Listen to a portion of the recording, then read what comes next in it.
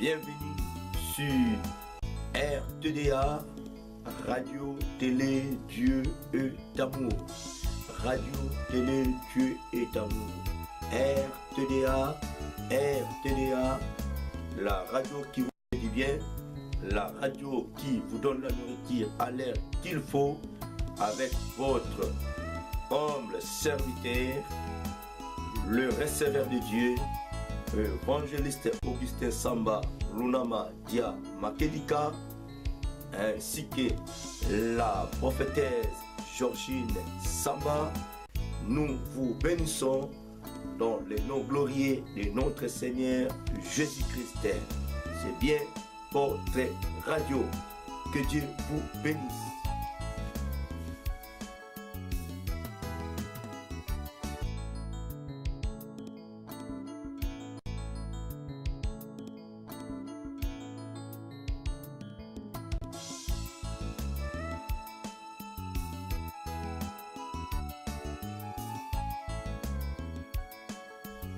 Bienvenue sur RTDA, Radio Télé Dieu est Amour. Radio Télé Dieu est Amour. RTDA, la radio qui vous fait du bien, la radio qui vous donne la nourriture à l'heure qu'il faut, avec votre humble serviteur. Bienvenue sur RTDA, Radio Télé Dieu est Amour. C'est bien votre humble serviteur, le receveur de Dieu, évangéliste Augustin Samba Lunama. Oui, et bien aimé, comme c'était prévu, c'était bien programmé que nous, à cette heure-ci, à 20h juste, c'était prévu que nous allons parler sur un bon thème, bien aimé, sur notre belle émission, avec le thème qui est intitulé les parents d'aujourd'hui. Pourquoi les parents d'aujourd'hui, mes bien-aimés? Premièrement, je m'excuse beaucoup parce que on a essayé de faire passer les messages sur live Facebook, mais ça n'a pas tenu. Ça n'a pas tenu. Alors, donc occupé kotikalaka bongote parce que radio ezali. Voilà pourquoi nakosenga na yo yebisana ndeko oyo abana kozela na Facebook que Facebook réseau pesi biso mobulu. Donc à rejoindre biso si RTDA Radio Télé Dieu est Amour. C'est là que akoyeba kozwa d'information nyonso si cette chaîne que akoyeba kozala informé. Mais bien aimé, notre Dieu est bon, il est merveilleux. La Bible dit, dans toutes choses, nous devons mettre Dieu en première position. Père éternel, nous te rendons grâce, nous te bénissons. Tu es bon, tu es merveilleux, tu es magnifique, notre Dieu. Merci pour cette opportunité que tu nous as accordée, mon Dieu, que beaucoup d'entre nous n'ont pas eu cela. Voilà pourquoi Jésus de Nazareth, sois avec nous, Père des amis, du début à la fin, Père de gloire. Nous voulons parler sur un bon thème, Seigneur de gloire, mon Dieu, que tu nous as inspiré. Père éternel, Dieu le Tout-Puissant, que tu puisses nous parler à cette heure-ci, convaincre-nous parce que beaucoup de familles sont déchirées, beaucoup de rebelles dans nos familles. Nous voulons que Seigneur de gloire aide-nous, que tu puisses nous aider par le moyen du Saint-Esprit, que le pauvre diable puisse être sous nos pieds parce qu'il a été vaincu sur la croix par toi, notre Seigneur Jésus-Christ. Que ton sang puisse nous couvrir, nous protéger dans le nom glorieux de notre Seigneur Jésus-Christ. Ainsi, je priais. Amen. Amen, amen, amen, amen. Bien-aimé, mon frère, ma soeur, ma mère, mon père, vraiment, je sais que vous êtes là devant vos petits écrans, devant vos tablettes, devant vos ordinateurs, devant vos portables, pour na koyeba koyoka message oyo. Tolinito partager ensemble. Bien aimé, et allez vraiment montouya ko se déconnecter. Reste toi toujours là, bien aimé. Pour de participation na yo et koyeba kosunga biso pe e kosunga mabota et belé. nakosenga no bien aimé soki moyen kozala au participer au réagir parce que téléphone est ouvert.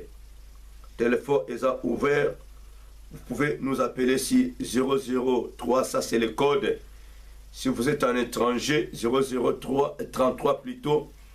Et puis 07 53 11 01 71 ou bien 71.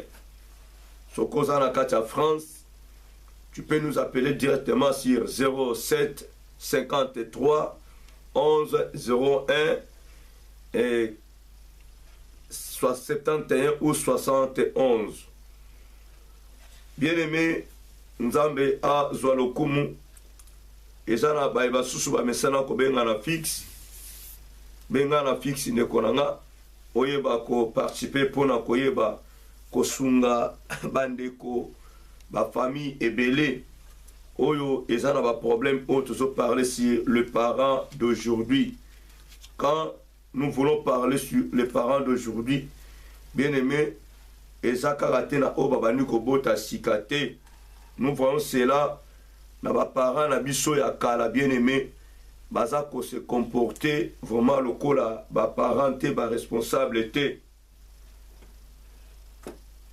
Lokola ba parenté et bien-aimé. Voilà, et surtout bana na Nzambe, nous devons faire beaucoup d'attention. Nous devons apporter un plus kate na mabota mabiso na ba famille na biso. Même si que ma famille nous a déchiré, mais il faudrait que tout ça a un peu de différence. La Bible dit dans Malachie que vous verrez la différence entre le juste et le méchant, entre ceux qui servent Dieu et qui ne le servent pas. Donc Malachie chapitre 3 verset 18. Mais ce que nous constatons aujourd'hui, bien aimés, que ce soit nous, les chrétiens, tous en la parole, nous pouvons apporter lumière dans la famille, nous pouvons apporter sous la ténèbre, bien aimé, on n'arrive pas à comprendre. Alors, problème la biso ezali nini, oyo naïba kopé sayo, lumière ya makambo yo pote ozwa ngolu nzamba sungo na sagesse, oyeba ndenge nini oko participer na émission oyo, vraiment ko hésiter te o réagir bimisa likanis na yo mon frère ma sœur, et koyeba ko sunga ba famille ebele, ba parents ebele, ba neveu ebele, ba nièce ebele. C'est ça likambu ezanini bien aimé. Quels sont ces problèmes? Quel est ce problème plutôt? Tous autres constater bien aimé, kat na mabota, na ba famille biso, supposons que papa soki aza na problème, nan de kone ya mwasi, to nan de kone ya mobali, soit maman, soki aza na problème, nan de kone ya mwasi to ya mobali, vous allez voir que bien aimé, à tout prix, papa to maman, bakolinga ba influencer bana na bango pour être ba commencer na ba problème na ba oncle na bango, soit paternel ou maternel, na ba tante paternelle ou maternelle. Donc vous allez remarquer que nos familles est divisée. Or que bien aimé, notre Dieu n'est pas un Dieu de division. Bien aimé, il y a même des chrétiens que nous sommes, tous à pratiquer babiloko ana. Vous verrez que bien aimé, ba maman babotama bien, papa moko, maman moko, na sœur na ye, na frère na ye, même si que baza demi-frère, demi-sœur, comme le blanc disent, parce que nous, na ba tradition na biso ezala raté. Mais mes frères, mes sœurs, okomona que non, maman asala liboke na ye, na ke vraiment na lingala poto comprendre bien, parce que makambo eza mingi na ba communauté na biso, ba congolais eza ebele. Mundele peut comprendre parce que yeza la kana famille, mais vous verrez que mundele moko ba vivaka na bango bien. Mais biso est commis quelque chose, il y a sorcellerie moko eza wana, parce que maman alingi kaka bana bazwa part na ye. C'est-à-dire que non, maman a kosala par tous les moyens, soki abeba nina ndeko na mobali to ndeko na mwasi, akolinga a influencer bana na ye, po balinga ndeko na mobali te to ndeko na ya mwasi, bakota na ba problème wana. Okomone komi tiraillement entre bana ya mama ya tata mwasi na bana ya noko. Ok, c'est un petit problème entre maman et son frère, maman et sa sœur, soit papa et son frère, papa ainsi que et sa sœur. Mais aujourd'hui, les parents vont faire par tous les moyens d'influencer leurs enfants afin qu'eux aussi puissent prendre leur part, de ne plus parler avec leurs oncles ou leurs tantes. Bien aimé, nous devons savoir, ça c'est quelle sémence que nos parents sont en train de s'aimer en nous. Bien aimé, la division est devenue vaste et comme grave, il y a une ennemie de rancune quatre dans ma famille. Bien aimé, ce n'est pas que chez les païens, ce n'est pas que chez les chrétiens. Je vous parle, bien aimé, na ma famille nyonso ezosalama presque ndenge wana. Ce sont des choses autres à vivre. Et surtout, bien aimé, vous allez remarquer dans une famille, si Nalibuma maman wana, soit elle est née de la famille ou la cadette, soit au milieu, ce qui a une grâce et peut s'améliorer, à se retrouver là-bas, ami balé na poto, bien aimé, beaucoup mona, même noko, a un droit numéro de téléphone à banana yété, même maman est comme une sorcellerie maintenant.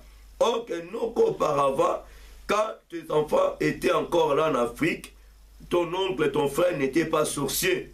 Ta sœur, tes sœurs n'étaient pas des sorciers. Mais même en Afrique du Sud, même quand on a Braza, et comme il y a comme numéro, et tout ça, numéro na yéti, yo ta bien raté. Ok, au wiki koso la siko na mwana na yo. Mais pour pesa kaka numéro, pas ya noko na bango, c'est tout un problème. Nous oublions que bien aimé, un jour quand tes enfants étaient encore en Afrique, ils partaient souvent voir leur oncle et leur oncle a pris aussi soin de tes enfants. Mais les lobans va zwingolo comme à Bénin, comme à Abidjan, à Brazza, en Europe, ton frère à toi ou ta sœur à toi est devenu sorcier, sorcière. Likamongo est witi vraiment wapi, mes bien-aimés.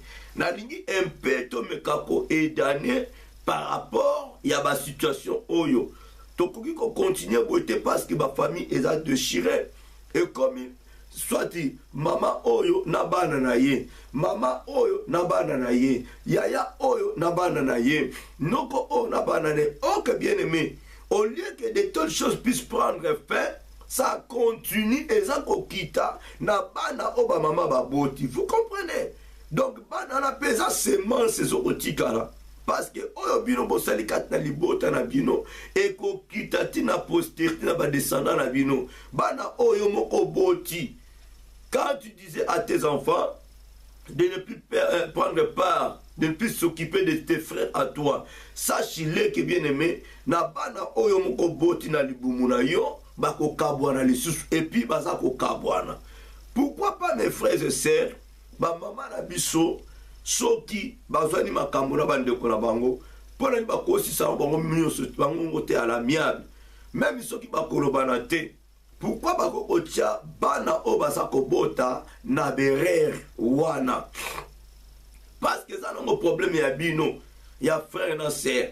Mais pourquoi les lo oyo est commis na façon wana? Mais bien aimé, na lingi un peu totanga makomi na Nzambe pona koyeba kokebisa bana na Nzambe. Kokebisa surtout bana na Nzambe, même ndeko ozana Christo te na vie na yo. En tout cas, ce passage et koyeba kosunga yo. Et koyeba makosungo Nzambe azabolingo. Notre Dieu est bon, il est merveilleux, il est amoureux de nous. Voilà pourquoi à tout moment il est en train de nous inspirer afin que bien aimé nous devons prendre des positions positives pour un peu de fermer les portes aux pauvres diables. Et ça, ma manœuvre, il y a mon Satan bien aimé. Je voulais que nous puissions lire, s'il y a moyen, dans 1 Timothée chapitre 5. 1 Timothée chapitre 5. Mon frère, ma soeur, benga ndekono na téléphone, le banaye alanda émission oza très kitoko. Une belle émission sur le thème les parents d'aujourd'hui. 1 Timothée chapitre 5. On peut même commencer par le verset 1er et puis nous allons sauter directement le verset 22 et le verset 24. Le verset 1er, la Bible dit: ne réprimande pas rudement les vieillards, mais exhorte-le comme un père exhorte le jeune gens, comme des frères. Amen. Oui, n'a qu'un peu expliquer place wana.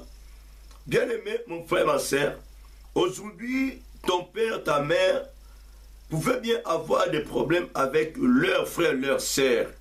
Alors, en tant que les enfants de la lumière,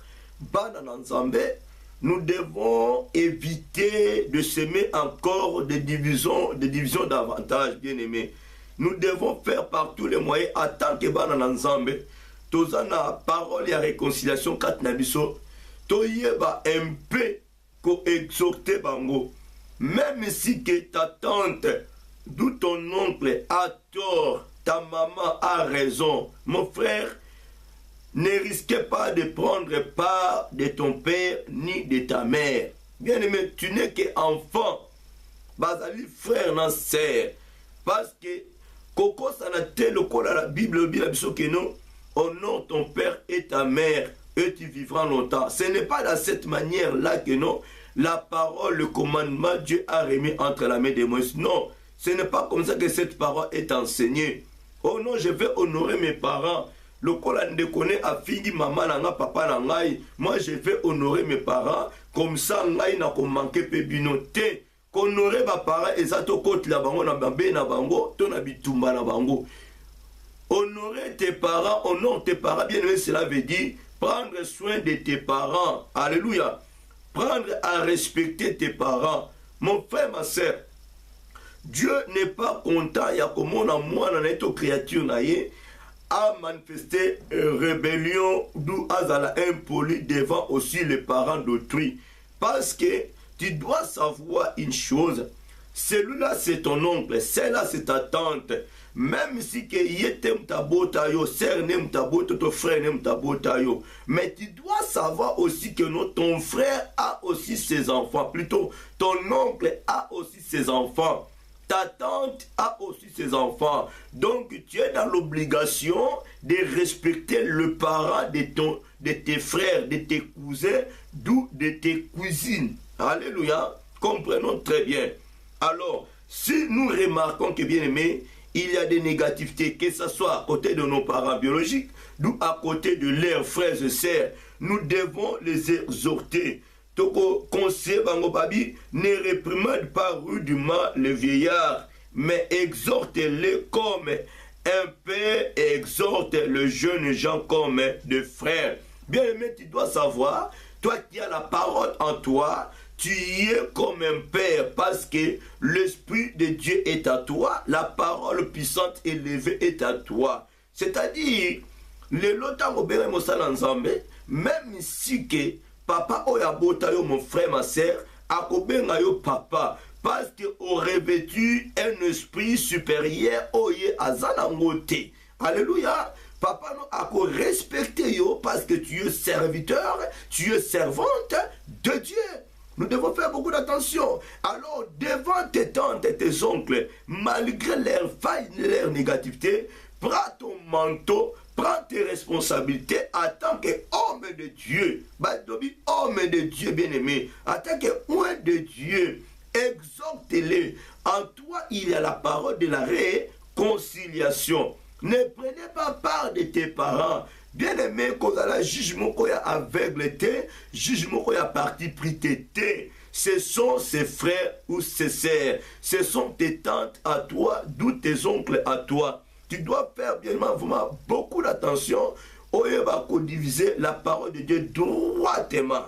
Alors, nous pouvons aller directement dans le verset 22. Dans 1 Timothée chapitre 5. Le verset 22, la Bible dit, écoutez-moi très bien mes frères et sœurs, ne pose les mains à personne avec précipitation et ne participe pas au péché d'autrui. Toi-même conserve-toi pur. Alléluia. Deuxième partie B. Là on nous dit, et ne participe pas au péché d'autrui. Toi-même conserve-toi pur. Mon frère, attention, parce que je suis peut arriver aujourd'hui et il te posera la question, qu'est-ce que tu as fait hier? Pourquoi tu as pris part de ton père, de ta mère? Pourquoi tu as participé au péché de tes parents? Pourquoi tu as injurié tes oncles et tes tantes à toi? Il a fallu que nous exhorter bango. Même si que ta maman, ton père a raison, tu dois l'exhorter. Alléluia. Notre Dieu n'est pas un Dieu de division, mais il est Dieu de séparation. Et tant que séparaka ezalaka éternellement en perpétuité, c'est pour un peu du temps. Mais est-ce que na discussion na bango, Nzambe alobi na yo o séparer bango to o diviser bango? Non, bien aimé. Les familles sont déchirées aujourd'hui.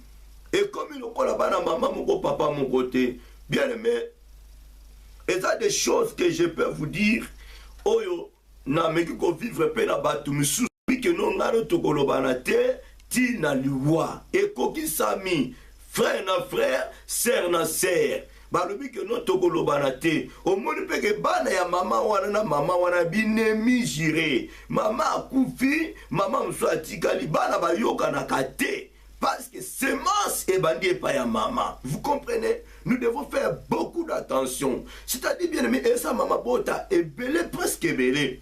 À 100%, je peux dire que non, 90% des familles sont déchirées à cause de telles choses. Alléluia. Oui, mon frère, même si que oncle Nayo a un esprit dire vis-à-vis de Bino, parce que, ayebi, koyo kana bien tena mama na yo, mon frère ma sœur kozwa na yo par ya diable te, kokota na je ya diable te, zala neutre. Même si aujourd'hui bien aimé, bakangi maman na yo ndoki, bakangi papa no ndoki, mon frère fasse beaucoup d'attention. Yo oyebi kati ya mama na yo te, nzambe ne mutu ayebi kati na bango. Alléluia. Nzambe mutu ayebi kati na bango. Donc yo komela mama no mbondo te, papa no mbondo te. Donc oza mutu wana mutu faut oyeba ko sala par na yo. Yo kote la mama na yo po papa na yo ba fingi ndoki, aza ndoki te boye bien aimé. Soke sa siko ya solo. Au moins que okobima frère sœur moko donc oza à côté dépassé. Donc faisons beaucoup d'attention. Ming bazo va parler à papa na bango, maman na bango, ba yini ba oncle, ba yini ba tante paternelle ou maternelle. Ba para ebele, bana nanga boke sukuna te, mama leki na bino fingi ngai, bino pesi na bana nebolo bana. Mama, atoza na ennemi na ndeko na mwasi, bana ndeko no basali ni pokangsa bango demi. Ce sont tes nièces. Pourquoi quand ça ennemi n'a pas na frère na yo? Ce sont tes nièces. Au moins que na facilité ba kobe mondoki. Ce qui moi na ndeko no pas eu problème. Ba ko tata moi sna golo ba mabe alinga ka bango te. Mama leki na bango mama kulutu noko alinga ka bana na ngate. Tu es innocent na ba situation wana. Ozano na ndokité mais vu que bien aimé oloba ki mabe obogo ya baba na ndeko na yo ba ko bengo ndoki. OK ozano ndokité. Vous comprenez? Je pense que ba mama boso kangai osa pe maman, osa pe nièce, osa nièce quelque part. Osa papa, osa pe neveu quelque part. Peut-être osa pe na kawana, otika na ennemi ya makasi na noko na onde kwa papa mama na yo, tonde kwa papa na yo. Na tante nonde kwa mama to pe ya papa. Lelo okoma mama. Oyebi te ke bien aimé, en oyo zanango, osa noko osemo na bana na yo. Pour au vivre éternellement te. Bana bako vivre makambo wana mon frère ma sœur. Bako vivre la situation wana ki otima famille za ya kopola, famille meza ya kopola, Pona nini tozo quoi qu'on réparer. Alors le verset 24 nous dit ceci. Le verset 24 nous dit ceci. D'abord le verset 22 de 1 Timothée chapitre 5. N'impose les mains à personne. Plutôt, ne pose les mains à personne avec précipitation. Et ne participe pas au péché d'autrui. Toi-même, conserve-toi pur. Conserve-toi pur, bien. Mais qu'on participe à l'issuma maman, il y a papa pété. Alléluia. Tika bango ba pota na makambo na bango yonde tia parole na nzela tia conseil na nzela ete ba yeba koyokana tala lelo koma na ba conflit ba cousin na yo koma ba conflit ba cousine na yo parce que o soit par ya maman parce que maman ba conduit bino na erreur papa ba conduit bino na erreur maman ozana nda kwa libala s'il te plaît lelo koma na mobali na yo ana problème na ndeko na ye keba kokota ngote kopekisa pe bana no te kotinda pe bana no te ko influencer bana na te ba yina tata mwasi na bango to ba yina tata le ku tata kulutu na bango ko influencer bana na yo te ba koma binemi forcé na bana ya tata ba sto ya tata le ku tata kulutu te mama oza kilibala o comprendre ozo semer eloko ma bekati na bana. Alors le verset 24 nous dit ceci: les péchés de certains hommes sont manifestés même avant qu'on le juge, tandis que chez d'autres, il ne se découvre que dans la suite. Amen. Donc, dans la bataille, nous péché là, mais avant qu'on te juge, le crabe, déjà, tu as péché, c'est tu as la bisalende ngezalak. Il y a même ceux qui m'ont bien après. Il y a battu, maman, ça m'a quand même bien. Nan nous l'obité. Maman, et toi, la famille, maman, pas de faire compte à la famille. Maman, vous devez faire beaucoup d'attention. Vous devez faire beaucoup d'attention. Mon frère, Nazo Loba, aux anatans, tu peux intervenir. Le numéro sont là, au quoi il faut intervenir parce que n'a habité son aussi ça hernie, mais on doit tenter parce qu'il y a 23 heures. Tout ça déjà dans la prière. Alors, au coquille déjà pour intervenir, après ça qui au numéro, conseil et aider Batou et Belé. Na personne qui a un numéro sur l'étranger 00 33 07 53 11 01 71. Donc, Robin, on a WhatsApp, même dans Viber, Tokoyambayo, très bien. Sauf que dans la France, au Yébit 07 Mbalamonko 0753 11 01 et puis 71 ou bien 71. Alors, mes bien-aimés, faisons beaucoup d'attention, faisons beaucoup d'attention.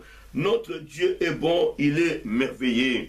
Voilà qu'on va participer dans les soumou ya mutute. Zala prudent, zala vraiment prudente, mes bien-aimés. Bible m'a dit ça, ne dis rien. Tu ne diras point de faux témoignages. Tu ne feras tort à personne. Le nom de Kwebele, tout na yekaka. Maman na bino pour yekuna, azana likambwa maman na biso omoni. Au pied moutou tort, témoignage moko ya mabe, pendant que maman le kaza na témoignage wanate. Pendant que maman kulutu aza na témoignage wanate. Pendant que papa le papa kulutu non plus. Au moins que ba para na yonde mbaza na makambu ya mabe. Mais on dit au couvrir bango, pe opé sa témoignage moko ya mabe, pona et pas ya papa le kinayo, to papa kulutu na yo. Et ça malamute. Au Congo, ça témoignage à ma bé, au piator, et pas à maman leki, maman kulutu to tata mwasinayo. Ce n'est pas du tout bien. Il y a quoi qu'on soit par, il y a maman, to, il y a papa, et surtout, ceux qui basent la bonne raison, il y a même basé la raison, ne prenez pas par na bango. Zala dans le centre parce que on ne sait jamais les lots qu'on donne. Les lots qu'on a la famille parce que biso na poto to ça 5. Bana mamalek bazate baza ko souffrir. Ba comment bandoki. Na ba cousine na bino bozalaka bien. Ba comment bandoki. Pona nini bino ko na vie moko moya bien. Bande ko baza na poto, bande ko babima, bango babima te. Moindre likambuka, surtout so batindi koli. Atande kwa tindi koli ya mamalek ya tata mwasi. Ya noko akomona ngote. Tala na peso témoignage moko boye ya oncle nanga o autotikapso tonton Salomon que son âme repose en paix. Oyebi bien aimé, le bienfait babosa na kangote. Tozalaka na koko moko boye tata mwasi ya mama na nga. Azalaka terrible. Hein? Donc, oya Luka Moutounanga. Cette dame-là était terrible. Alors, tout le monde, bazalaki na peur na ye. Vous comprenez? Na famille, né donc, bazalaki na peur na ye. Pour pese même loko zobanga le mususu, akosala ngoma be. Mais la zobano, mes bien-aimés, ce coco-là, a botate, atikala pe ko botate. Mais, asali musala epa ya mbanda na ye, asali musala na mbanda na ye, ko bebisa même, donc ko détruit même, donc bana ya mbanda na ye, même na famille. Je vous dis la vérité. Avec grand-mère nanga, tata moi sa maman nanga. Mais, qu'est-ce qui s'est passé? Mon oncle qui vient de décéder, il n'a jamais eu peur d'elle. Hein. Adotin na ba pièce depuis en Europe, adotin il est ma puta. Alors mes bien-aimés, ma grand-mère, la maman de ma maman, n'a jamais raisonné négativement.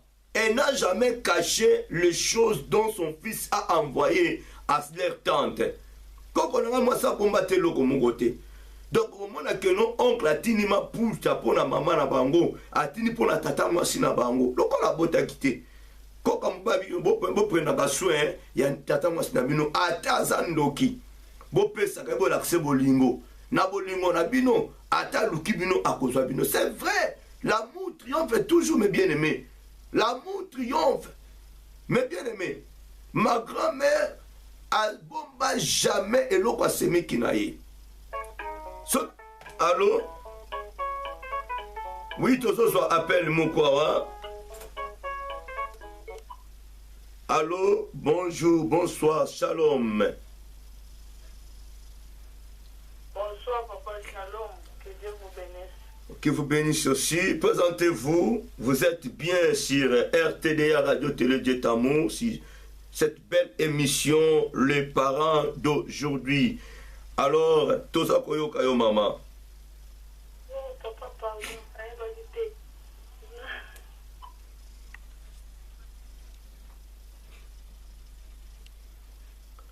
Ok, merci beaucoup. Alors, mes bien-aimés, tous continuer. Alors, ma grand-mère n'a jamais donné l'opportunité au pauvre diable. Donc, biloko nyonso bana kotindela ye ya ye ya zwi ya semeki na ye aza kopesa abota te. Alors bilamba nyonso azalaki nango ebana kuta poto epa ya neveu na ye. C'est mon oncle qui vient de décéder, Salomon. Alors ti maman na kufi atiki ba bimbunde ebele ba pièce ebele. Alors ba kokone musu bana ko bénéficier nango. Vous comprenez? Atiki maputa ebele. Oyo ata neve ne moko so musu asomete me bana ya ndeko na mobali basombeli ye.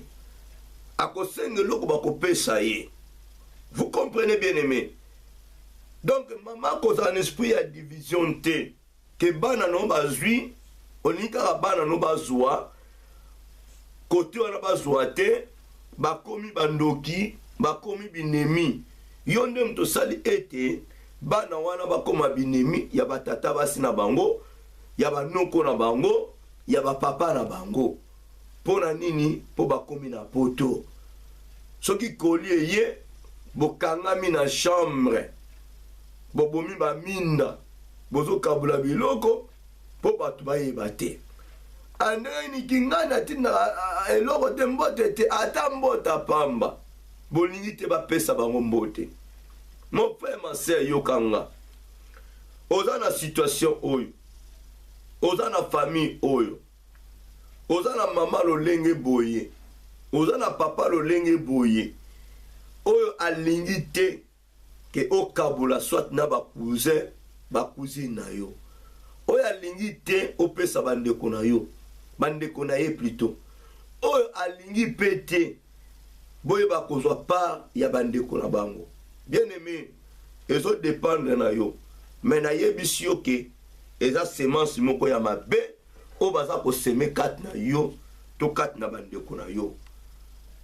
Esengeli botelemela eloko wana, esengeli koboya eloko wana, parce que bien aimé ezali semence moko ya bien te, eza semence ya bien te.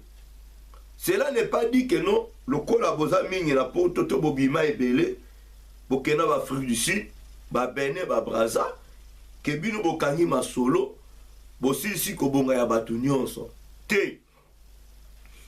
Ça peut arriver bien aimé chite koko ya kilbite koko ya que non bokomi na suka. Combien de personnes ba poto bien aimé ba refula bango ba famille banda bien lelo ba suka ba pauvre oyo bino bobane koseka lelo ba tombwami.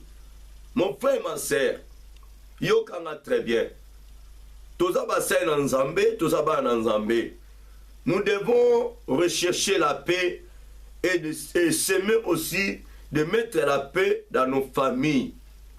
Aux dans la situation oyo allez un peu de faire voir à ta maman ou à tes parents la façon dont bazali ko élever bino na ba conseil na bango eza bien te. Quand je parle des parents d'aujourd'hui, ce n'est pas que ba jeune bazo bota sikote ba maman pe akala ba comme ba parents ya lelo ba parents ya kala ba comme ba parents ya lelo bazo mema selo kwana te bolingwana eza te. Bien mais nazo ba bino ba biloko oyo ngamona vivre nazo mona famille moko eza déchiré banoko kuna ba mama kuna na bana na bango. Vous comprenez?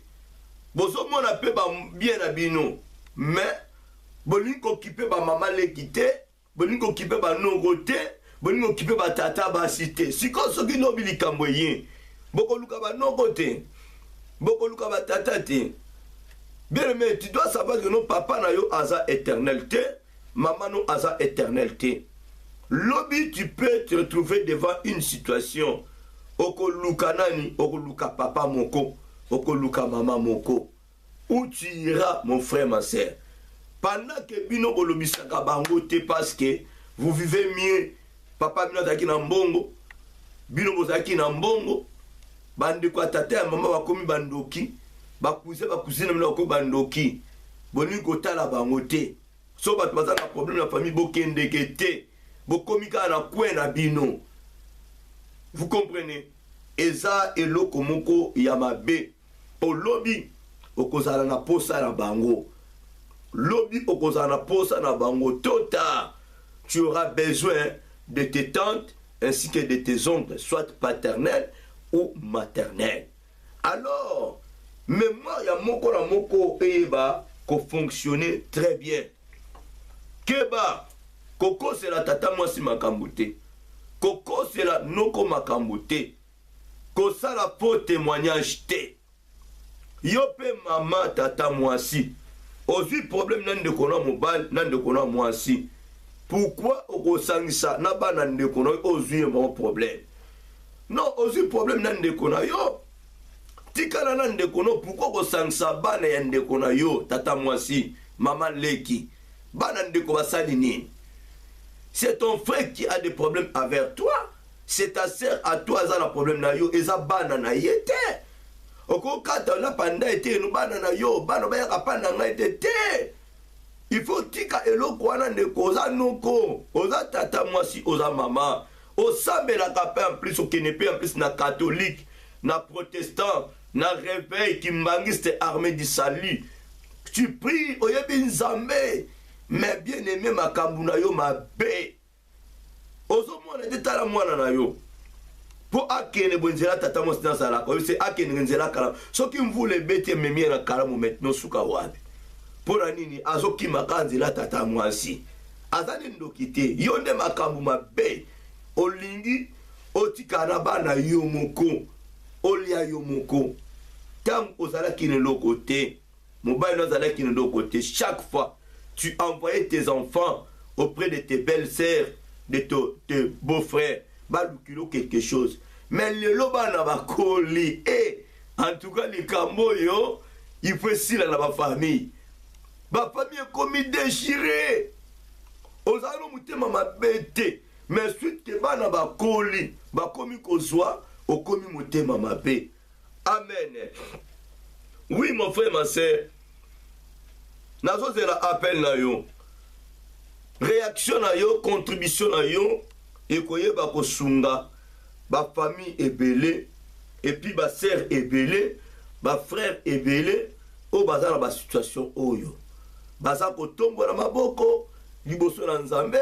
Papa pambola. Papa salaboye. Mais entre temps. Akota makamba papa nina mama na ye. Alobisaka ba tante te. Alobisaka ba oncle te. Alobisaka boye te. Bien aimé. Eza pasi. Mingi ba kufi. Bango batika na binemi. Mingi bandeko ba kufi. Bango batika kosola bandeko te. Okosuka wapi. Boko solo la wapi. Na sama bele. Non. Il est parti. Elle est partie. C'est fini. Yo pe mutozo décision. Okangela mutukanda. Ngana toko la tiliwa.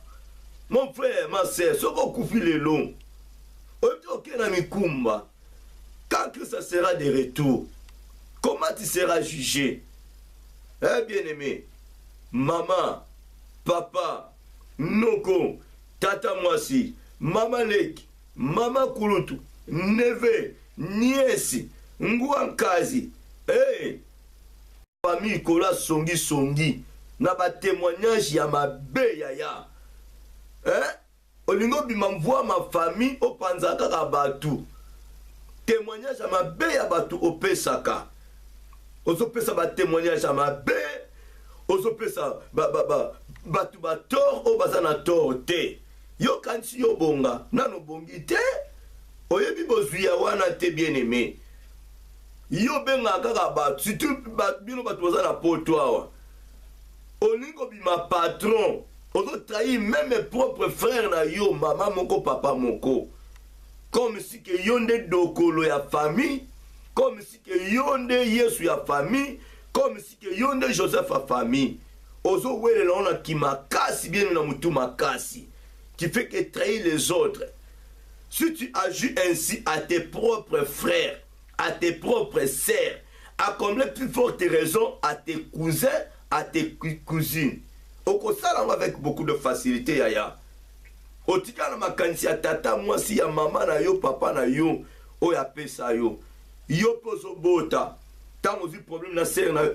Ngana bana na nga kaka. Na bana na nga na lingi te. Biso batia mundelu. Soko yebo te. Yaya omoni semence otika na mama.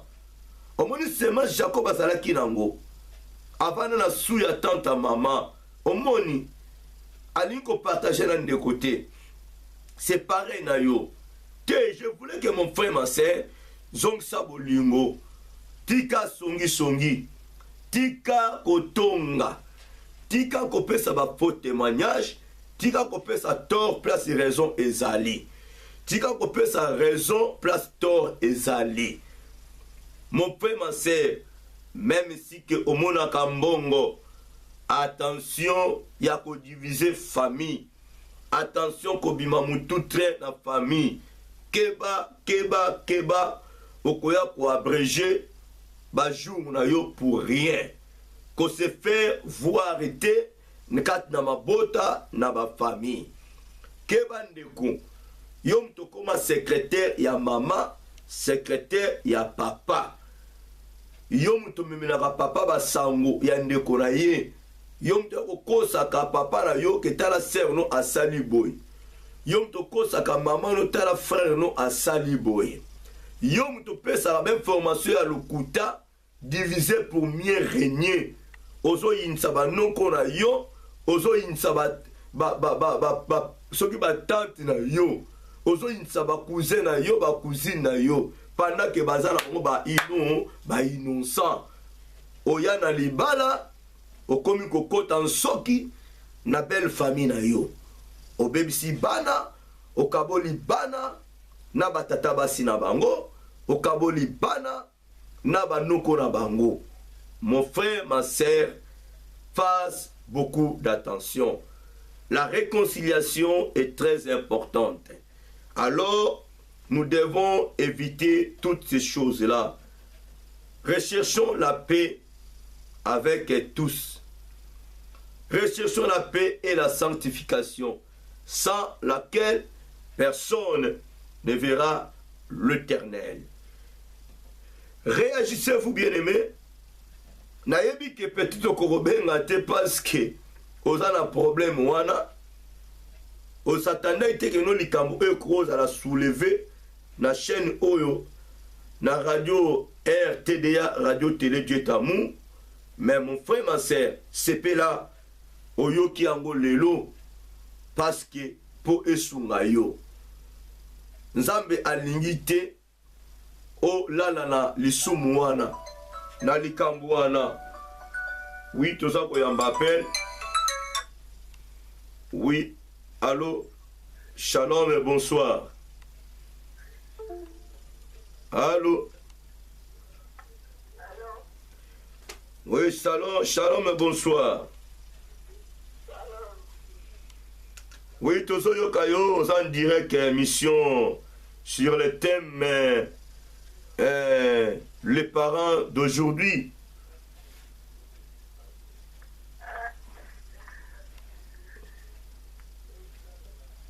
Tozo yokayo, s'il vous plaît. Oui, allô.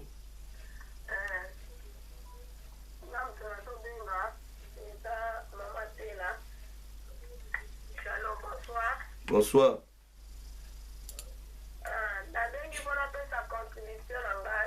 Allez-y. Oui, maman prophétesse. Allô.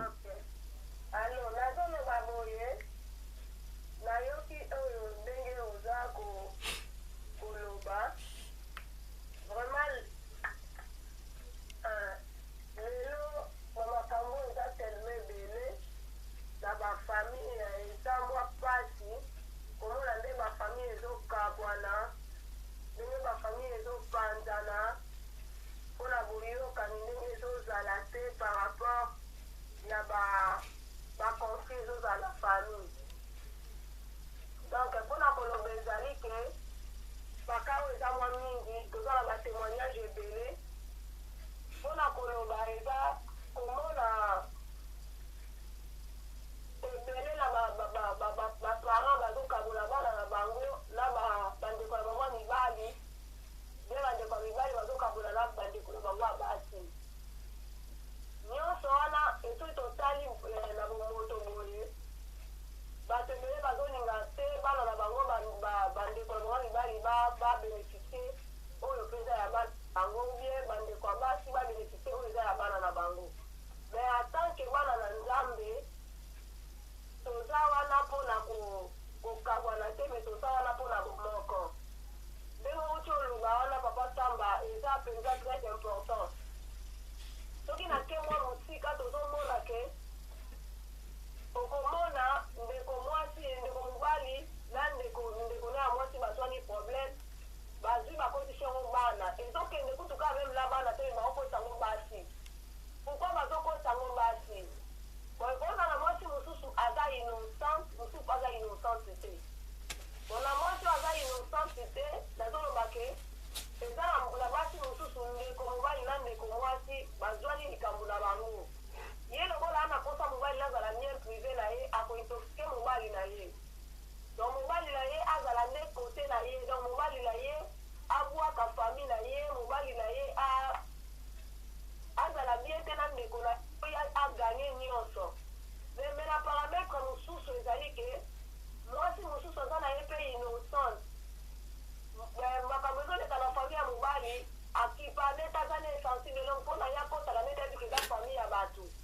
Mais bango longo baza na problème na ndeko na bango ya mobali bazwa bakotisa ndeko na bango bakotisa mwasi ya ndeko na bango. Mosusu okomona ke ndeko ata bapara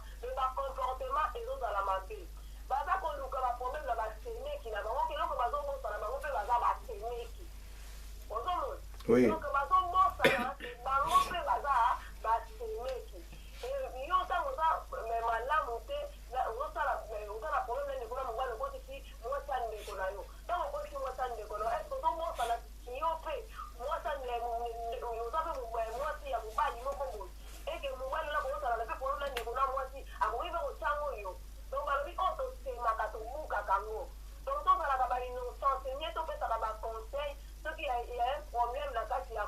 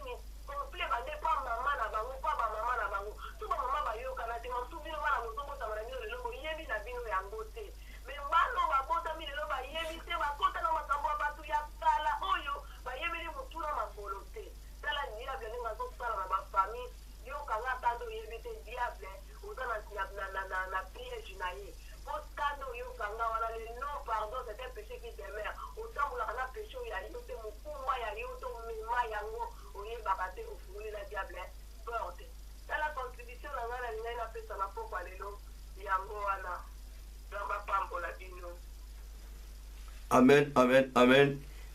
Maman prophétesse Nzambe a pambola yo. Mais bien aimé, contribution na yo ezama motuya Nzamba zwa lokumu parce que loko toloba o esami pa na yo moko. Tu vois esami na famille na yo moko parce que tant tozoba makambu de la part du Seigneur eza ma sécurité. Quand Dieu nous inspire, nous devons yakobimisa yango kotiango na table pour te batebele ba sungama. Bandeko les auditeurs, mes bien-aimés, boza kolanda oya utina ko intervenir, c'est mon épouse atanandako, c'est mon épouse alobi likambo oyo ebi kosama na famille na ye moko et pas ya papa oyo aboti ye abota ye. Voilà mes bien-aimés, na sengi na yo conseil oyo contribution oyo eba kosunga yo peut-être oza na situation oza na kayango esunga moko na moko mes bien-aimés tozo sambela to yeba ko éviter beaucoup de choses. Vraiment mon épouse chérie, que Dieu te bénisse. Soki likanzusu eyelo nzamba tshona mutema kozanga te kobenga biso po oyeba ko contribuer ba famille eza ebele bazo kota msu sikoyo na ligne ba kota sikoyo parce que oyo ba ilandaki ne bandelité eza mama na ndeko ozolanda téléphone eza kufungama na 07 53 11 01 71 ou bien 71.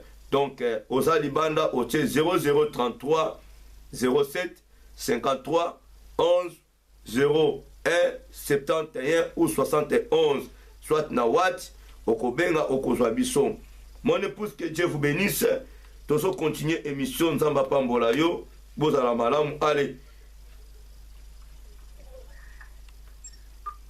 Bien-aimé peuple de Dieu, nous venons d'écouter, de suivre l'intervention de la prophétesse Georgine Samba, des choses qu'elle-même a vécues, bien aimé, dans sa propre famille.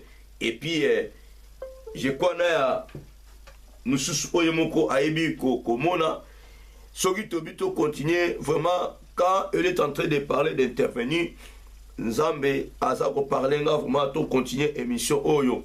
Bien aimé, on peut aller plus loin. Toko koma na ba demi-frère, na ba demi-sœur. Lelo oyo ba division eza makasi. Batu balingani kaka babote mama moko papa moko. Soki boza papa moko te donc bolingo eza moitié. Boza mama moko te bolingo eza moitié. Boko mona ke no ba demi-frère ba demi-sœur baza ko souffrir. Mais bino boza na ba bien. Bondimi bokanga liboke na bino. Pona nini bango baza bana mama mususu. Papa bota bango na mama mususu. To maman bota bango na papa mususu. Bien aimé, nous devons éviter, mais chaque matin devant Jésus, Seigneur, bénis-moi, fais-moi du bien, salama boye. Mais entre temps, tu es en train de voir, bien aimé, ton frère propre. L'ongola n'a demi-frère, l'ongola demi-sœur. Nous devons propre souffrir, mais on dit mi akufa na pasi. Akufa na pasi. Pour nani pour maman na bango azalaki mbanda maman na bino. Est-ce que talibino te? Est-ce que bango ba yebaki bango ba senga ki ba bota mande ngwana? Non mon frère. Nous devons avoir un peu cœur moko ya musuni. Mais le loba kete to comme na cœur ya mku ate mais ya libanga. Ya libanga vraiment donc tozo kwa kosunga batute. Alors mes bien-aimés, to ba ki termine ces ali les parents d'aujourd'hui, bah jeune lelo ba comme le ba koko ya kala. Okola ta liputa lokola koko ya kala. Okola ta pantalon lokola tata ya kala. Makambu pe ya ba tata ba mama ya kala. Pozo conseil moko ya ba mama ya kala. Ba mama pe ya kala. Lelo pe ba comme le ba mama d'aujourd'hui.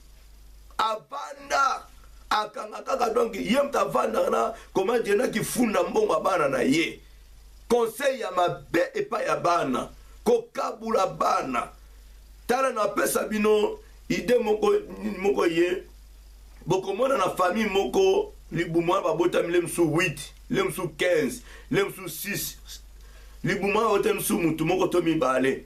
Mais s'il y a un problème, boko mona que non problème na famille, au lieu mutu na mutu ata contribution na ye, tala place ki mutema mabe komi bato babotami 8 10 15 bakosangisa bango nyonso basengi komi basengi $100 basangisi 10 euros 10 euros 10 dollars 10 dollars bimisi $100 bakei siko pa ya kopesa pendant que oyo abimisi abotami mutu moko to 2 personnes lokola aza ye moko basengi $100 akobimisa $100 bango bakoya na raison bango te biso totie na ndenge tobotama na libumu na biso omoniki motema bane ekomi conseil ya nani ya mama okomona bana babota bazala baneve baniese mais s'il y a un problème dans la famille bana na bango bakontizaka te bamonanaka te okomona bana bapesa mbongo pa papa tupa ya mama azokamufle yango tala motema mabe ndeko na nga bozomona pene mosusu ebembeza wana ezokopola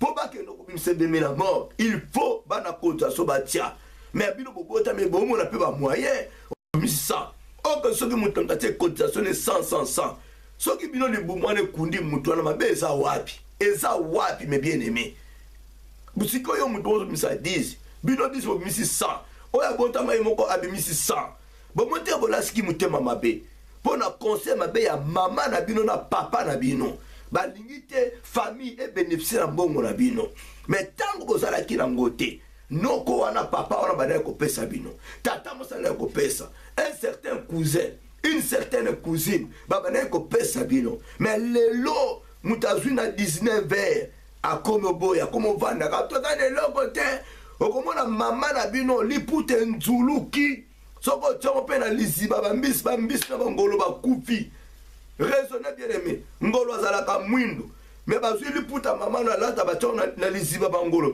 bakufi mpo na nini kozanga me ntango azwi akolata zwi liputa ekoboma bangolo te akolata liputa so baketiango mpo bambisi so batilapia bakokima mpo akomi moto apropre moto ambongo à la fin moment la motema ekomi mabe on n'arrive pas à comprendre ozalaki na pasi motema malamu okomi na bozwi motema mabe oke ntango ozwi okomi na bozwi ezongi ofunga soko motema obanda kokaba okomi motema mabe maboko makasi batémoignage ya mabe mpo na bato kopesa bato bator place bato baza na raison pourquoi jusqu'à ce niveau mon frère ma sœur ne participez pas au péché d'autrui ko participer na péché ya maman na yo te ya papa na yo te ata papa non na super soki pasteur nani ko participer na lisumu na ye te azobunda na ndeko na ye azoswana na ndeko na ye sache toi que non celui-là c'est ton oncle celle-là c'est ta tante à toi kabola za na katikati pekisa bango exhorter bango baza ba vieillard liboso na yo papa en tant que mosali na nzambe mwana na nzambe kozwa part ya mutu te bien aimé toza kokende na kosukisa émission na biso mais je vous promets que cette émission toko continuer yango oyo eza partie A toko continuer parce que nzambe apesi belema ebele ntango mama aza kointervenir vraiment belema eye ebele ndeko totika mitema mabe naza ko interpeller une sœur un frère nazo bano kaka bien aimé tala noko nazo souffrir tala tata moi nazo souffrir tala mama leki nazo souffrir tala mama kuluta nazo souffrir tala ba cousine bazo souffrir o comprendre mais yo za na mbongo mama na bi ko kabate ko sunga batu te bato wana bakomi bandoki yaya nakobana ka eloko moko mama na yo apesa ko souffle de vite mama na yo papa na yo asala yo te na kosenga na yo malgré ba conseil ba parents na yo oboko rejeter yango mais bonde la nzambe parce que conseil azo peso e cause non pe ya solo azo mungsa vie na yo mais e cause ape conseil moko ya mabe soki azo manifester mutema mabe et loko na kosenga yo bonde la nzambe si vraiment oyo ba parents no balobi na yo soki eza ndengo wana. C'est Dieu qui protège. L'amour triomphe toujours. L'amour ne fait point du mal. Bien aimé, bonne de l'ensemble. Tala na famille na yo. Tata moi suana. Ada na pomena papa na yo. Bokoma binemi a tata moi si. Tata lek tata kulutu. Ada na problème. Na mama na yo. Po mama na yo abala kota makamba famille abatu. Bako linga yete. Est-ce que yo conseille maman na ote? Au conseil maman na ote? Mon épouse a soulevé quelque chose là très importante. Vous comprenez bien aimé? Il y a des familles, bon, moi, moi, sinaye. Bon, ça n'a pas de problème dans la famille, Nabino. Vous voulez à tout prix imbriquer la femme de votre frère. Bon, moi, c'est un de Konabino, ma bouzoba, Nabino. Alors, bien, très capital. Basse belé le lot, ba yini bango ba belle famille, skoka ba yina. Le kolo ba linga kamo ba lina yete, ba ko linga pe mwasite. Ozo comprendre. Ba lingi ba coloniser. Te to tika biloko wana. Ndeko na nga to tika.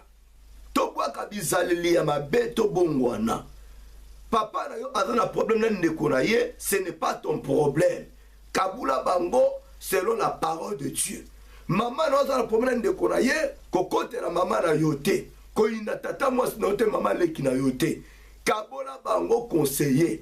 Maman n'a pas de problème, nan de konaye, bino boko ma binemine ba cousin na binote. Bokeba, ndeko mwasi, oza na problème, nan de kona mobile, pardon na yo, kosangisa ba neve na yote, kosangisa ba nièce na yote, ko ina bango te. Tu as un problème vis-à-vis de ton frère, de ta sœur, et non à tes neveux, et non à tes nièces. Les familles sont déchirées à cause de telles histoires. Ndeko koti na retard, tozala ki une émission où te parler sur le thème les parents d'aujourd'hui. Les parents d'aujourd'hui, c'est-à-dire ma famille est déchirée. Papa na maman, ceux qui ont un problème avec ndeko na bango, à tout prix, baza ko influencer bana na bango. Bango pe baina batata basito banoko na bango ba famille kabwani mama oyo na bana na ye mama lekuana na bana na ye noko na bana na ye tata mwasi na bana na ye tata leku tata kurutu na bana na ye. Alors tango bango bazokufa lokola ba semence etikali ekota etikali bana wana pe bakomi na rythme wana kokasete bosala musala kitoko ozo boma. Pour oyo bino bosali, bano bino boboti, bako continue ba ezala ki bien te. So azuka ndekone na likamu.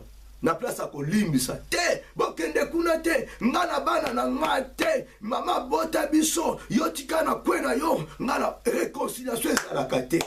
Tempérance ezate, bolingo ezate. Kaka mabe na mabe, méchanceté na méchanceté. Mais na tombo Bible chaque dimanche, chaque mercredi, on me la rappelle communion. Au monde ça rappelle ma prêtre passi. On a rappelle la sima mon Seigneur mon Seigneur. On a la sima ce qui a bé mon koboy. On a la sima archibishop. On a la sima bishop. On a la sima évangéliste. On a la sima pasteur. Il y a autant la Bible. On exhorte à bateau. Il y a osa intercesseuse, il y a osa chantre, il y a osa protocole quelque part. Mais motema mabe, osala kanzoka okabwana bandeko, na batante na yo, oyoka na katena bana ndeko na yo, teto tika makambuana, yo muto babengi ndatansangu. Olingo bima Joseph ou Joséphine, ya famille. Omoni ke yo dokoluet, ya famille. Place au bandi. On peut s'accaber à nouvelle à ma bépo na batou. Ba témoignage à ma bépo na batou. On y a pas de maintenant sans problème. Sans coup de moutaïeba. On influence na banana yo. Ya. Eza ma bé. Au moins le comportement ya maman na bino. Yango yo pe moi nos vies. Ozo pesa na banana yo. Bana pe ba commune ngwana. C'est-à-dire, maman na yo. Azana problème bande konaye. Abi bolinga ba noko te. Bolinga ba mama te. Bolinga ba mama kulu te. Ba maleki te. Yo pozui yango bana na yo. Oza la problème na ndeko na yo peut-être likambo ezate sans cause. Osangisi bana no bolinga yete. Bo finga même. Yepe su bana no na bana na bango idem. Semence mabe bozo tonga so caserne soki ya bakuluna. Famille et baby. Yesu moya sala ezate. Yesu moya visiter ezate. La main de Dieu est kozala te na ba famille aboye. Voilà pourquoi, mes bien-aimés, je fais que vous interpeller par la grâce du Seigneur. S'il y a de tels problèmes, de tels cas, s'il vous plaît, essayons en paix de nous réconcilier. Réconciliez-vous, réconcilions-nous. Mettons-nous bien aimés sur une même table. Toyeba ko solo la. Boyeba ko solo la bien aimé. Tina ba famille bokomi ko bomana. Cousin teli cousin poison. Cousine ateli cousine poison. Ndekwa mwasa teli ndekwa na mobali ya mwasi poison mobali poison. Mama moko papa moko. Pona nini? Ponga bana si babongi. Ye mo ali yangeza te fona boma ye. Tika na pauvreté na vanda na ye. Tika ye na kozanga ne avanda na ye. Pourquoi on consale le comme un paix? Pourquoi confiancer bana no ba comment manquer ba noko respect? Pourquoi bana na yo ba manquer ba noko respect? Bana no ba manquer ba maman respect. Po yo mama na bango olinge salama ndenge wana. Po yo papa na bango olinge salama ndenge wana. Te to bongwana pour de vrai. To tiko nyoko la ba sango. To tika ko nyoko la ba archibishop. To tika ko nyoko la ba sali na nzambe. To tika ko fingisa kombo ya Yesu. Bien aimé, c'était votre émission sur le thème le parent d'aujourd'hui. Restez toujours branchés sur votre chaîne RTDA Radio Télé Dieu Amour. Bien aimé, sur cette radio que vous serez toujours bénis, vous aurez la nourriture à l'heure qu'il faut. En tout cas, il me reste que 10 minutes. 10 minutes bien aimé. Pour te aussi sa émission à Bisso. Ozala qui connecté na moni bino boza ebele mais na yebité pourquoi bozo bengate peut-être boza na ba même situation mais mon frère ma sœur soko lali nango nzamba ko poser aux questions et senge na yo obimisa eloko ezakat na motema na yo oyebi ke ekosunga ba famille ebele bo se connecter ebele malgré na Facebook et pesa ki mobulu PPC Mobulu connexion ba privé nga yango mais na radio bokoti ebele mais na lingi ndekolanga koti kana eloko te. Change ta façon à toi de voir les choses, changer façon no komona makambo koti kana lolengi wana te longola haine oyo mama achana motema to papa sans cause yo moko comprendre te na ba cousin no bosola te likambu te Bonsoir te. Alléluia. Oui, tout ça m'appelle. Allô, bonsoir, shalom. Allô. Oui, shalom, shalom. Ouais, présentez-vous. Tout ça bien à émission sur le thème le parent d'aujourd'hui. Présentez-vous et puis voilà. On a besoin de votre intervention. Oui, papa. Ezali, Mama Yuna. Mais... à partir de la Suisse, pour thème Oyo. En tout cas, ils ont thème Moko, ils ont vraiment dur. Ils ont dur, je pense que la plupart des familles se retrouvent dans la situation Oyo. Ils vont se retrouver dans le groupe vraiment. Dans apporté quelque chose que pour le parent Oyo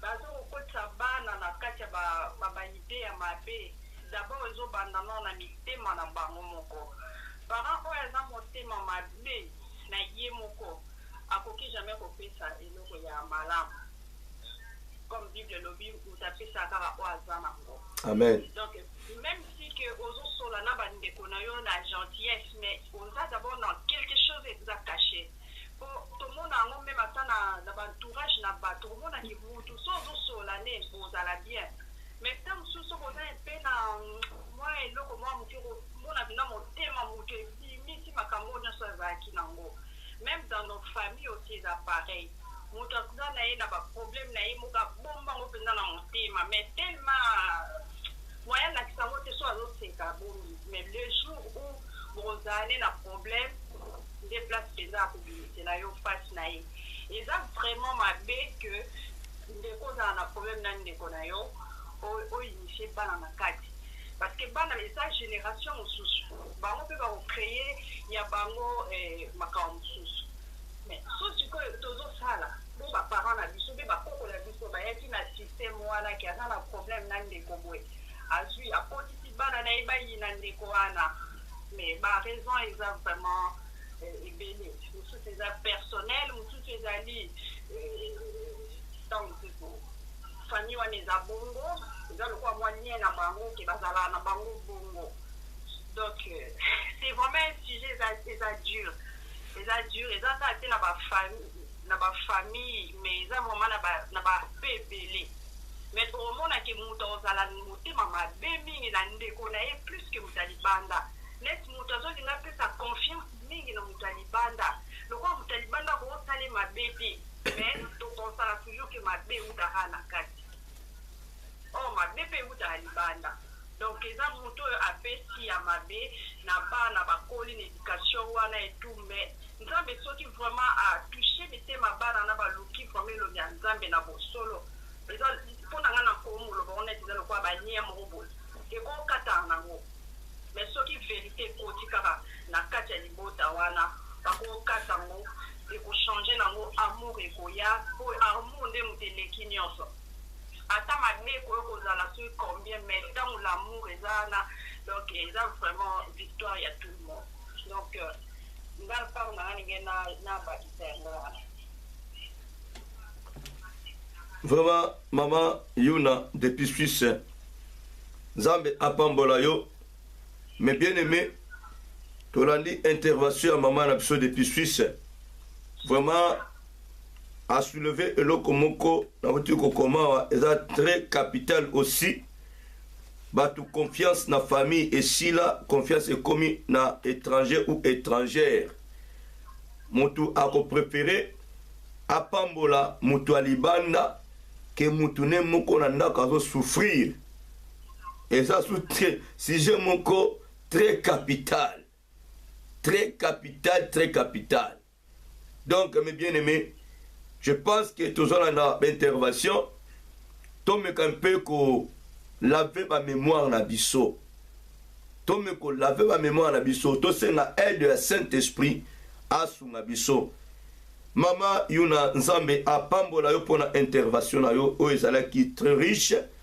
Je pense que les auditeurs nos bien-aimés ba yo qui yo très bien clair et moko na moko ayebi ko recevoir un plus na oyo yo sil na koloba na tango yo de ma part na koloba na Nzambe apambola yo tango nyonso émission banda koleka Nzambe ayeba ko inspirer yo pour oyeba ko contribuer kat na ba vie ya moko na moko topé na foyer ba famille ya moko na moko. Mais je vous assure que non, c'était toko kene nango mosika parce que ebimisi belema ebele autopé ce soit le mamoko ya makasi oyo nazwi note. Donc il faut manzambe asunga biso na makanisa za ko tia na biso batu bapambolama oyo ezali ba prison eleka na kokweya. Amen. Zamba pambola yo. Mais bien aimé, tozali kokoba, toza suna minute milité, tozo silisa. Tozo kolanda mama na biso Yuna depuis Suisse na intervention na ye. Alobi likambo ya bolingo. Otako lobango l'amour triomphe toujours. Alobi aloko moko susu. Soki mutu azopesa conseil nenga c'est-à-dire azalo lengene motema neza nengwana. Pour mutu azana motema malam akowe jamais ko produit ba fruit ya boye. Même ici kozanga ki ozalaki motema malam. Mais soko komi nango ko motema mbe c'est-à-dire obanda ko bomba yango. Nina utolo bana liputa wana oyo ko bomba bangolo. Obanda ko bomba salité na yo. Mais ozobimisa keno kibo passe ki mobola na yo. Otielongi ya malam o abengi nyamo ki fwebe. Na libanda c'est bon mais na kati makambu mabe. Donc c'est ça. Na pesa bino exemple ya grand-mère nanga tata mosa mama nanga azalaki ndengwana lokola ki fwebe. Donc na kati e pola libanda soka zoloba na yo okasa donc asera noirite azala kosaka. Sera noirite bien aimé a kosaka toki mama naza koloba. Voix moko même na ko ba sirène a kosa. Donc ata bolobi ye boy a boko ndima te. Muta ko ndimela bino aza te. mais eza ndenge na ye motema na ye eza ndenge wana. Alors mes bien-aimés, vraiment tokomi na suka tika ete nzambe ayeba kopambola biso apambola bino bisika biso bosina kozwama na temps oyo tolekisi na émission oyo eza très riche tokokoba yango bien-aimé nakoyeba kocommuniquer bino jour tokokende profondeur maintenant tokoyeba kotraite likambo oyo ya ba demi-frère ba demi-sœur encore tokokota su ya ba cousin cousine mama ekobakisa so eloko moko kati na famille ndeko asepeli ndeko ne asouffrir mais atia confiance na moto ya libanda peut-être moto ya libanda a gérer mais komona mpe mingi baza koperdre bavi na bato ya libanda abomi mpe ye abebisi mpe entreprise na ye mpo na nini akimi kaka bato ya famille mpo na nini mama alobaki no bango baza bandoki noko gérance agere mpe bien oza na entreprise ya motuka bien aimé otinda depuis na poto oza na grand frère aza chauffeur oza na papa leki papa kuta a chauffeur oza na noko a chauffeur aza ndoki te bino bokomisi ndoki opie motuka pa jeune moko ya quartier bapani na bapani ozwaka kutu mbongo te versement ozwaka te bateki yo meme motuka combien de personnes baleli si je savais te il faut kobondela omoni Joseph hein?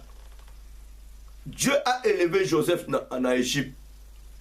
Joseph n'a jamais pris que soin des Égyptiens ainsi que d'autres étrangers. Non. Joseph a pris soin de sa famille. Malgré ses propres frères ont cherché sa tête. Mais Joseph a fait la paix de sa famille de venir vivre ensemble avec lui. Et bien aimé, Joseph a donné une ville riche à sa famille dans Gozen. Ville où on est riche, on est riche bien aimé. Après ça, on a besoin. Pour Azalaki na besoin. A rejeté qui le mal au bande de basalaye. Mais yo si qu'on a bien aimé papa cousin na ça le côté. Frère non ça le côté propre frère non demi-frère demi-sœur non à ça le côté pour que moi na mbanda maman na bino donc yo pose que mobala maman na bino hein yo pose que moi ça papa na bino ya mwana okoma contre demi-frère okoma contre demi-sœur ah soso là l'isola Joseph était ngana yo tant que faire souffrir ton frère biologique même père même mère. Ta sœur biologique, même père, même mère, a comme les plus fortes raisons un demi-frère, une demi-sœur, cousin ou cousine. Au contraire, avec beaucoup de facilité. Parce qu'on a un enseignement à maman ou à Pesayo. On a un enseignement à papa ou à Pesayo. Donc, mes bien-aimés, une fois j'avais répondu à mon père. Ça, c'était moi. J'avais répondu à mon père. Si tu as des problèmes avec tes neveux, tes nièces, je ne m'occuperai plus jamais de cela. C'est ta famille à toi. Règle-toi avec ta famille.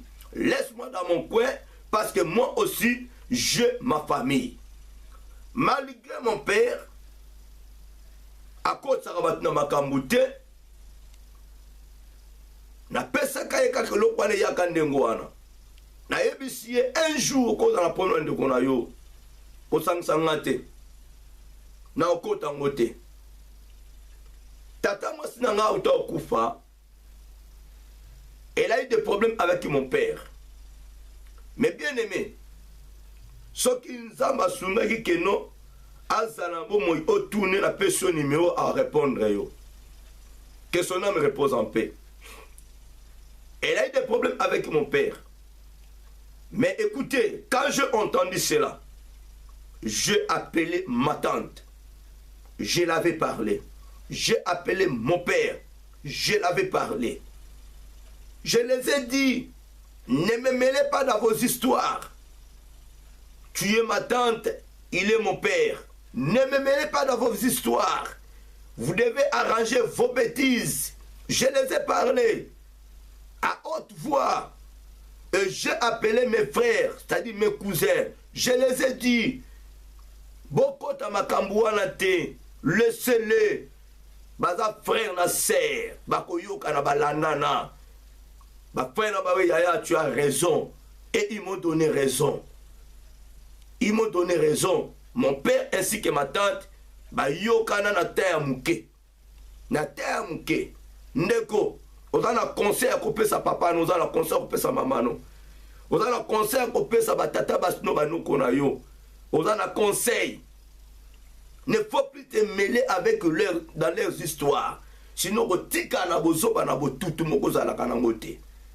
comprenez? Vous devez faire beaucoup d'attention. Vous devez péché moko oyo satanda ki nangote. Ko participer na péché à mutute. Tika papa non na le sumu na ye, maman non na le sumu na ye, te yande bango, babongwana. Batika makambu yamabe. Amen. Batika makambu mabe. Kozala kaka te cousin na yo so manquer papa no respect. Cousin na so manquer no ko na ye respect. Yo koti yango te. Laissez-les avec leurs problèmes. Si l'occasion se permet, te yaye. Et d'ailleurs, la cousin nanga, le fils de mon père, de mon oncle paternel, il a manqué de respect à mon père. Je l'avais interpellé. Alors tu dois faire beaucoup d'attention. Tu dois avoir du respect avec tes parents. Azaleki na musika. Natali sakiye.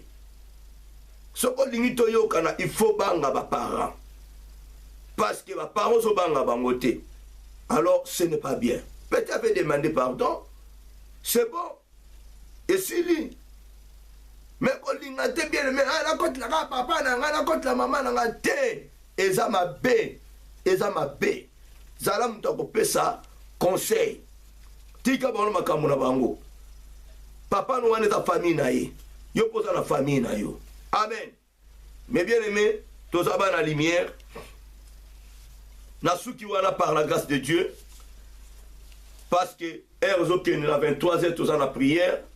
Déjà er poussani. Nzambe ayeba ko pambola bino. Nzambe ayeba ko toucher mitema ya moko na moko. Malgré vous allez dire pour intervenir pour côté belé.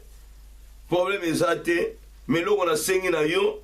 Kolala na likambo yo te. Na bi ke ça yo passe. Et ça ma vrai passe dans mon thème na yo. Recherchez la paix avec tous. Recherchez la paix et la sanctification avec tous, sans laquelle personne ne verra l'Éternel Dieu. La Bible dit, si quelqu'un est en Christ, il est une nouvelle créature. Les choses anciennes sont passées et voici toutes choses devenues nouvelles. Il n'y a donc maintenant aucune condamnation pour ceux qui sont à Jésus-Christ. Tu te fais condamner pour rien, aux a commis le cas, pour rien. Ndenge okonore ba parents na yo, ndenge po okonore ba parents ya baninga, tata leki na yo, tata kulut na yo, noko na yo, tata mwasi, mama leki. Soko moni que non, atmosphère za bien te, vanda silence, o se reculer un peu. Si manango, okomona que non, et kokende bien. Que Dieu vous bénisse. C'était bien votre humble serviteur, le receveur de Dieu, Auguste Samba Lunama Dia Ma Kedika. Je vous aime beaucoup. Naza obligé na tika bino pe tokuta na malasima. Fomanzama pambola bino. Restez toujours branchés sur votre radio RTDA, Radio Télé Dieu Tamou. Nzambe apambola bino. À très bientôt. Allez, bye. Merci. Que Dieu vous bénisse.